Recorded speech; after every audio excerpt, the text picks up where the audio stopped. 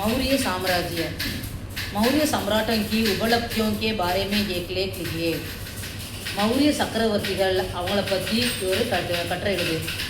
दो प्रतिभा संपन्न मनस्वी और वीर ने मौर्य वंश की स्थापना की। ரெண்டு புகழ்பெற்ற மனஸ்வி மற்றும் வீரர்கள், மனஸ்வி வீர் அந்த ரெண்டு பேர் தான் வந்து மௌரிய வம்சத்தை ஸ்தாபித்தாங்க. வேகை சாணக்கிய அவர் சந்திரகுப்தர் ரெண்டு புகழ்பெற்ற மனிதர்கள் தான் வந்து இந்த குலத்தை உண்டாக்குனாங்க. அதில் ஒருத்தர் சாணக்கிய, இன்னொருத்தர் சந்திரகுப்தர். नवनंदों में अंतिम राजा धननंदन ने ब्राह्मण चाणक्य का अपमान किया. 9 நந்தவம்சத்தில் 9 பேர் ஆண்டாங்க. இதில் கடைசி ராஜா தனநந்தன் வந்து பிராமணனான சாணக்கியனை அவமானப்படுத்தினான். नाराज होकर चाणक्य ने नंदवंश को पद से निकालने का निश्चय किया. கோவப்பட்ட சாணக்கியன் இந்த நந்தவம்சத்தை அழிக்கணும் அப்படின்னு முடிவு கட்டுறான். உசே சந்திரகுப்தன் நாமக்க வீரக்கி சகாயுதம் மிலி. அவனுக்கு சந்திரகுப்தன் அப்படிங்கிற பெயருடைய ஒரு வீரன் கிடைக்கிறான். தோனோனே மிலுக்கர் கிராந்தி மச்சாயி. ரெண்டு பேரும் சேர்ந்து சூழ்ச்சி பண்ணுறாங்க. நந்த மாராகயா, நந்தனை கொண்டுட்டாங்க. மௌரிய சாம்ராஜ்யக்கு ஸ்தாபனா हुई. அப்போ தான் மௌரிய சாம்ராஜ்யத்தை உண்டாக்குறாங்க.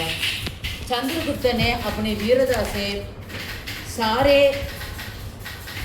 उत्तर भारत को जीत लिया. चंद्रगुप्त तन्नुடைய வீரத்தினால முழு வட இந்தியாவையும் வெற்றி கொண்டான். उसने पंजाब पर चढ़ाई करके यूनानियों को भारत से बाहर भगाया. அவன் பஞ்சாப் மேலே போர் தொடுத்து யூனானியோக்கான அந்த வெளிநாட்டை சேர்ந்த கிரேக்க ரோமானியர்கள் இருப்பாங்க, அவங்க வந்து இந்தியாவிலேருந்து துரத்துறான். அலெக்சாண்டர் கிமு 323 பாபிலோன் மே மர் गया. பாபிலோனில் இறந்து போயிட்டான். उसके सेनापति सेल्यूकस निकटर साम्राज्य के पूर्वी भाग का अधिकारी बना. அவனுடைய சேனாதிபதி செல்யூக்கஸ் நிக்கேட்டர் வந்து அந்த சாம்ராஜ்யத்தோட பூர்வி பாகம் கிழக்கு பக்கத்துக்கு உரிமை பெற்றான். செல்யூக்கஸ் ने 305 को भारत पर आक्रमण किया. அதுக்கப்புறம் செல்யூக்கஸ் வந்து பாரதத்தில் போர் தொடுக்கிறான். சந்திரகுப்தனே உசே ஹராயா. ஆனால் சந்திரகுப்தன் அவனை தோற்கடிக்கிறான். உன் தோனோமே சந்திரியே. அவங்க ரெண்டு பேர்த்துக்கும் ஒரு உடன்படிக்கை ஏற்படுச்சு. संधि के अनुसार चंद्रगुप्त को ஆப்கானிஸ்தான் और பலுசிஸ்தான் मिले. அந்த உடன்படிக்கைப்படி சந்திரகுப்தனுக்கு ஆப்கானிஸ்தானமும் பலுசிஸ்தானமும் கிடைச்சது. சந்திரகுப்தனே செல்யூக்கஸ்கோ 500 हाथी भेंट दिए. சந்திரகுப்தன் செல்யூக்கஸனுக்கு 5000 யானைகளை வந்து பரிசாக கொடுக்குறான். इसी काल में सेल्यूकस का राजदूत मेगस्थनीस चंद्रगुप्त के दरबार में आया. இதே காலத்தில் செல்யூக்கஸ் வந்து ராஜதூதனா மெகஸ்தனிஸ் இதே காலத்தில் செல்யூக்கஸோட ராஜதூதன் மெகஸ்தனிஸ் வந்து சந்திரகுப்தனை தர்பார் வந்து சந்திக்கிறான். சந்திரகுப்த கா சாம்ராஜ்ய பச்சிமோத்தர் மே ஹிந்துகுஸ் தக் ஃபைல் கயா.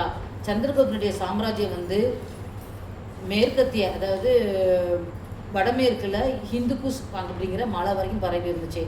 சந்திரகுப்த கா புத்திர பிந்துசார்னே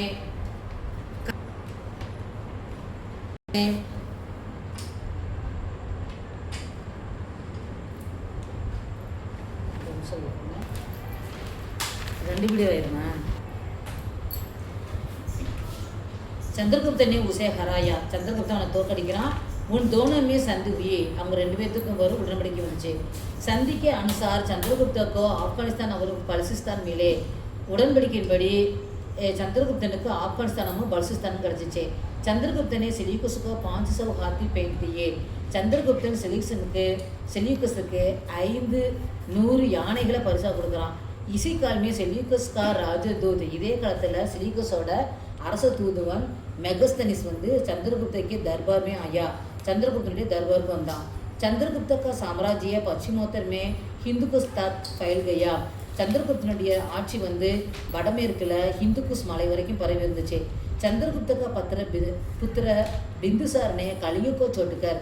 சந்திரகுப்தனுடைய மகன் பிந்துசாரன் கலிங்கத்தை விட்டுட்டு சாரே தக்ஷின் பாரத்துக்கோ முழு தென்னிந்தியாவை ஜீத்லியா வெற்றி கொண்டான்.